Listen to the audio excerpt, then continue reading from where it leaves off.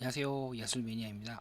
자, 이번 시간에는 현재 TYA 갤러리에서 주최하고 있는 블랙스타, 리메이의 테오 요 세 분의 작가께서 주최하고 계시는 작은 전시회 무량에 대해서 이야기를 해보려고 합니다.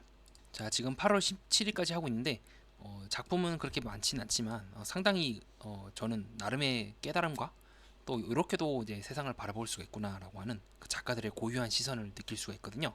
그래서 고유한 테마는 오늘 제목에서 보여드린 것처럼 이제 피아니냐, 속세냐. 저는 이제 이렇게 우선 잡긴 했어요. 피아니냐, 속세냐. 이렇게 잡았고 그 각각에 대해서 상당히 이제 구조적으로 의미 있는 시선들을 얻었습니다. 거기에 대해서 여러분과 한번 공유해 보려고 합니다. 자, 장소는 이렇게 아담해요. 아담한데 상당히 재밌는 게 뭐냐면요. 장소부터 섭외를 되게 잘하신 것 같아요.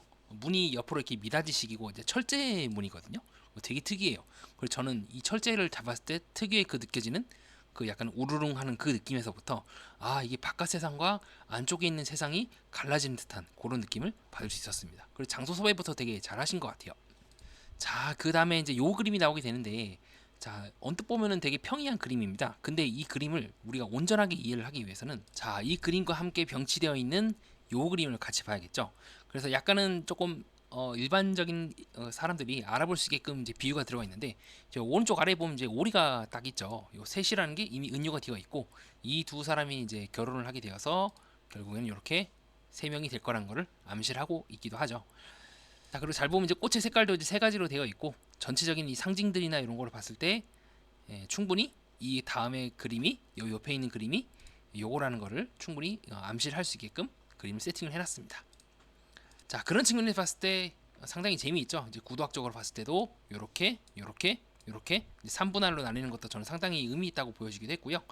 또 전체적인 구도의 그림상 요렇게 또 세 갈리로 나뉘기도 하죠. A 공간, B 공간, C 공간. 그리고 사람과 하프 또 사람 이렇게도 볼 수 있기도 하고 사람과 사람 오리 이렇게도 볼 수 있기도 하는 등 전체적으로 이제 작가분이 의도했는지 안 하는지는 모르겠지만 이 3이라고 하는 이제 상징적인 숫자적인 이제 비유와 은유가 곳곳에 숨어 있기도 합니다. 또 삼목색으로 또 이 그림도 뒤에 산들도 그렇게 나와 있기도 하죠. 자, 그리고 그 다음 장면에서도 마찬가지로 공간이 이렇게 V자로 나뉘거나 세 명의 상징으로 되어 있거나 등등 어떻게 보면 약간 중세 시대나 우리가 그 근현대 미술에서 많이 나오고 있는 그림 속에 이제 상징을 집어넣는 그 구도와 유사하다고 저는 보고 있습니다. 자, 재밌는 거는 이 새로 태어난 이 딸아이가 이제 백조의 모습을 하고 있죠. 자, 백조 혹은 오리 이와 같이 또 발레를 상징하는 부분들이 곳곳에 나와 있기도 하고요. 재밌는 바가 있다면 악기를 드는 사람이 앞에서는 남자 아버지가 악기를 드는 역할을 하고 있다면 여기서는 또 어머니가 하프를 들고 있음으로 해서 자, 음과 양의 어떤 그런 비유에서처럼 서로 역할이 이제 대치되고 있고 병치되고 있죠. 자, 그리고 춤을 추는 역할도 아버지가 대신하게 되고 원래 기존에는 엄마의 역할이었던 당시에는 이제 아내 혹은 여자친구가 이렇게 역할을 바뀐다는 걸 알 수가 있습니다. 그래서 이 그림 두 개를 보면서 저는 약간 그런 생각을 한 거죠. 처음에 딱 들어왔을 때 왼쪽으로 들어오면은 요 그림이 이제 바로 보이거든요. 그 왜 이 그림을 입구 쪽에 초입 쪽에 드러났을까? 어떻게 보면은 이 전시회를 이해하기 위한 핵심적인 키워드가 아니었을까라고 보고 있고 현재 저는 이렇게 보고 있습니다. 자, 요 그림이 이제 나와 그 그림 전시회를 기준으로 봤을 때 자, 전시회를 기준으로 봤을 때 여기가 이제 입구고요. 그다음에 이렇게 이제 크게 사면으로 이루어져 있습니다. 그리고 제가 방금 아까 설명해드린 그림들이 여기에 있어요. 그럼 이 그림의 정반대에는 뭐가 있냐? 바로 극단적인 이제 추상화가 놓여 있습니다. 그게 뭐냐면 바로 요 그림이에요. 그래서 요 그림과 병치되고 있는 대각선상으로 극한의 추상화적인 부분 여기는 어떻습니까? 어떻게 보면은 되게 상당히 이제 세속적이면서도 우리 일반인들이 쉽게 이해할 수 있고 많이 공감할 수 있는 욕망이죠. 결혼을 하고 아이를 낳고 그렇게 행복하게 살아가고 있는 어떤 세속적인 욕망이 굉장히 이제 고급스럽고 굉장히 이제 복잡다단한 상징들 속에 녹아 들어가 있다면 반대로 추상화 같은 경우는 이제 있는 그대로 다 까발려 보이죠. 그래서 서로 다른 작가가 그린 부분들이 이렇게 서로 대각선에서 놓여 있는 것도 저는 상당히 흥미롭다고 느꼈어요. 자, 그래서 이 추상화를 이해를 해보면 추상화를 이해를 해보면 전체적으로 몇 가지 숫자적이 들어가 있어요. 그래서 이런 숫자들이 녹아 들어가 있고 3분할 또 특이하게 3분할로 그림이 나눠져 있죠. 그래서 아까 제가 말씀드린 그 3의 상징이 반대편 그림에서 또다시 반복되고 있다는 것을 알 수가 있습니다. 자, 그래서 각각의 어떤 세속적인 욕망들이 반대로 여기서는 굉장히 추상적이고 모호하면서도 그러나 속세로 초월하고 있는 미지의 모호한 언어로는 설명할 수가 없는 그런 부분들을 작가가 녹여내기 위해서 일상적인 부분들, 우리가 쉽게 볼 수 있는 뭐 버섯 모양 같기도 하고 또 톱니 모양 같기도 하고 계단 같기도 한, 자, 그런 상징들이 하나의 재료가 되어서 완전히 녹아 들어가서 그림 각각의 하나의 구성 요소로 작용을 하며 또 그 구성 요소들이 서로 중층이 의미가 이제 퇴적되면서 추상 그 자체의 의미로 이제 환원되게 되는 그런 의미를 갖고 있죠. 자, 그런 측면에서 봤을 때 아까 보여드린 요 그림과 이 그림은 완전히 반대입니다. 반대이면서도 그러나 지향하는 건 똑같아요. 여기도 마찬가지로 숫자라고 하는 그 의미를 통하여 세속적인 욕망을 표현한 것처럼 반대로 여기서도 현실적인 것들을 3분할 속에서 각각 추상적인 요소들, 선이라든가 면이라든가 점이라든가 색깔이라든가 이런 이제 상징들, 이런 이제 특이한 도형의 모양들이 거꾸로 이번에는 대놓고 녹아 들어가서 그 이상의 의미를 이렇게 뿜어내고, 그 의미가 세속적인 욕망, 일반적인 욕망, 뭐 일반 사람들의 욕망이 아닌 어떻게 보면 작가만 이해할 수 있거나 극소수의 사람들만 이해할 수 있는 극도의 추상적 세계, 네, 이상적 세계로 뿜어져 나온다는 데서 이 그림은 서로 아까 그림과 대비가 되면서도 동시에 구조는 완전히 같죠. 그런 측면에서 저는 상당히 흥미있게, 비록 이 세 분의 작가들이 저희 생각에 동의를 해서 이렇게 배치했는지 안 했는지는 모르겠지만 저는 이제 관람을 하고 또 비평을 하는 입장에서는 좀 그렇게 느꼈고 상당히 재밌다고 느꼈던 것 같습니다. 자, 그럼 그렇게 해서 자 보도록 하시죠. 그럼 여기에는 아까 3의 상징을 기반으로 한 세속적인 일반적인 욕망이 나와 있다면 여기에는 반대로 굉장히 추상적인 그림이 놓여 있다고 말씀드렸죠. 자, 그러면 여기에는 뭐가 있을까요? 각각에는, 자, 여기에는 평면의 세계가 있고 여기에는 입체의 세계가 있습니다. 자, 그래서 평면의 세계와 입체의 세계의 교차점으로서 평면의 세계들이 부분들이 녹아서 입체적인 상징으로 화하는 부분들, 자 반대로 평면적인 부분과 입체적인 부분들이 그 반대의 방향으로 작용을 해서 의미를 화하게 되는, 즉 서로가 서로의 각각의 요소들이 서로 상호 작용을 하고 있는 마치 택과 같은, 그래서 비상적인 세계과 이상적인 세계가 서로 반대되는 듯하지만 서로 영향을 주고만서 실제로는 두 개가 동전의 양면이라는 것을 입증하는 것처럼 사실 이 전시회의 구도 전체가 이러한 이제 구도를 띠고 있는 것 같아요. 그래서 이건 작가분들이 의도했는지 안 했는지는 모르겠는데 상당히 저는 재밌게 봤던 것 같아요. 자, 그럼 우선 여기 먼저 보도록 할까요? 자, 평면의 세계를 한번 보도록 하겠습니다. 평면의 세계는 이제 어떤 그림이 놓여 있냐? 자, 요 그림 그리고 요거 그리고 이렇게 나와 있어.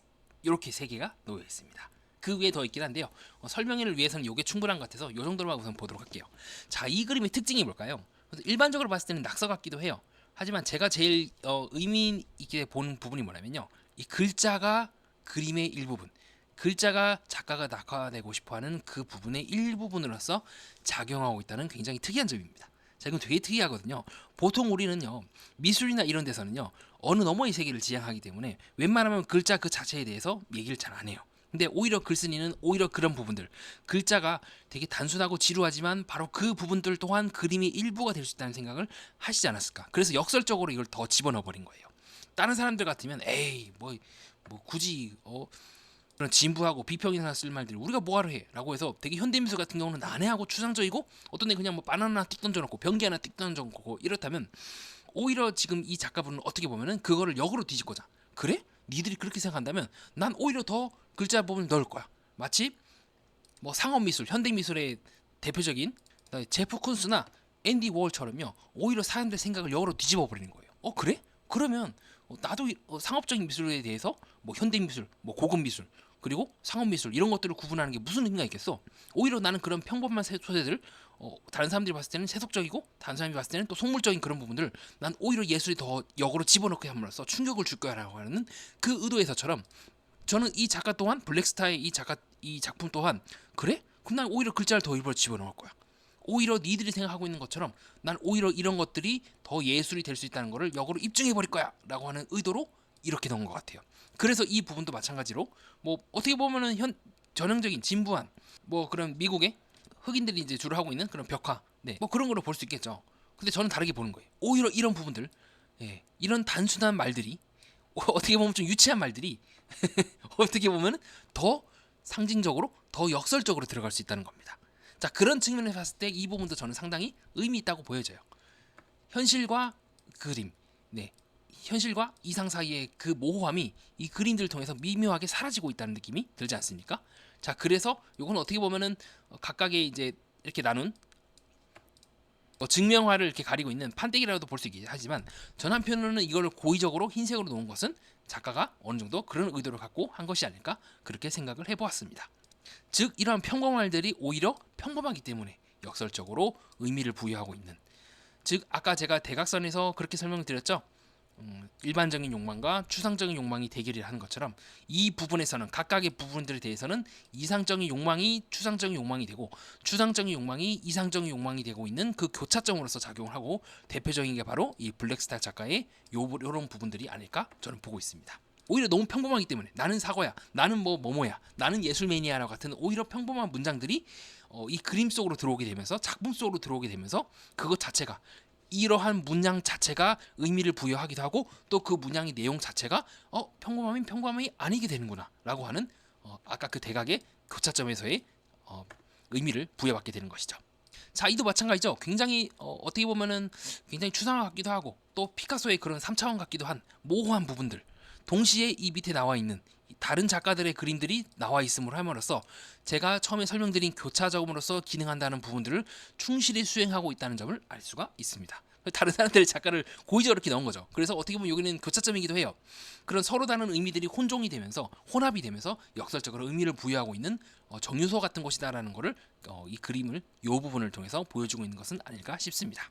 그래서 그런 측면에서 봤을 때 왠지 모르게 촌티나기도 하고 아까의 그 요 모습과는 어울리지 않는 이런 이제 배경들 또한 상당히 재미있게 작용을 하고 있죠. 아까는 지나치게 현대적이라면 이 부분은 약간 진짜 중세나 고풍스러운 뭐 바로크 시대라든가 그런 시대에서 볼 수 있을 법한 장식 아니겠습니까? 자, 그러면 제가 말씀드렸죠.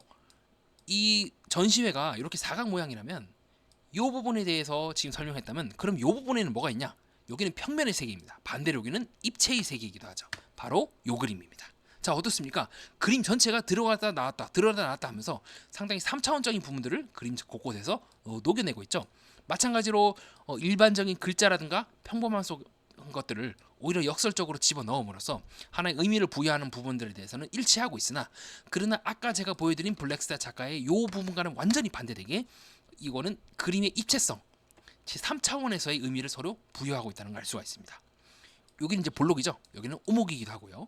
또 여기는 이제 도들색이기도 하고 글자가 튀어나와 있고, 반대로 어떤 부분에서는 글자가 들어가 있기도 하죠. 네, 글자가 이렇게 들어가 있기도 한 부분들. 자, 이런 부분들이 작용을 하면서, 자, 아까 블랙스타 작가의 평면에서의 의미를 부여하고 한다면 여기는 입체에서의 의미를 부여한다. 동시에 이런 글자들, 추상적인 부분들과 또 일반적인 말들 그리고 추상적인 부분들이 서로 결합을 하는 또 다른 지점으로서 작용을 하고 있는 것이 아닐까. 자, 그렇게 해서 이 작품들은 아마 작가분들이 의도하든 의도하지 않든 간에 네 가지 서로 평면에서 각각 작용을 하고 있는 것은 아닐까 그렇게 생각을 해보았습니다. 각각 이상과 추상으로서의 힘의 대결, 또 평면과 입체로서의 힘의 대결들이 아주 생생하게 벌어지고 있는 상당히 재미있는 전시회라고 저는 느꼈고요. 자, 여러분들은 어떠셨나요? 저희 설명을 듣고 뭐 동의하시는 분들도 있고 안 하시는 분들도 계시겠죠. 여러 가지 많은 생각이 드셨을 텐데 제가 개인적으로 꼭 권유하는 거는 한 번쯤 꼭 이 전시회를 보고 어떻게 생각하시는지 나중에라도 괜찮으니까 댓글로 자유롭게 의견을 남겨주시면 진심으로 감사하겠습니다. 자, 그렇게 해서 개인적으로 저의 이제 의견을 동영상을 통해서 밝혀보았고요. 상당히 재밌게 봤습니다. 그래서 꼭 뭐 거대 전시회라든가 뭐 유명 전시회가 아니더라도 정말 우리나라에 되게 날카롭고 창의적인 작가분들이 곳곳에서 살아 숨쉬고 있다는 것을 확인할 수 있는 재미난 감상이었던 것 같습니다. 자, 이상입니다. 끝까지 봐주신 여러분들 진심으로 감사드리고요. 다음엔 좀 더 재미있고 평안한 감상평으로 돌아오도록 하겠습니다. 다음엔 더더욱 더 재미있는 것으로 찾아올 테니 많은 기대 부탁드리고요. 이상 방송 마치도록 하겠습니다. 감사합니다.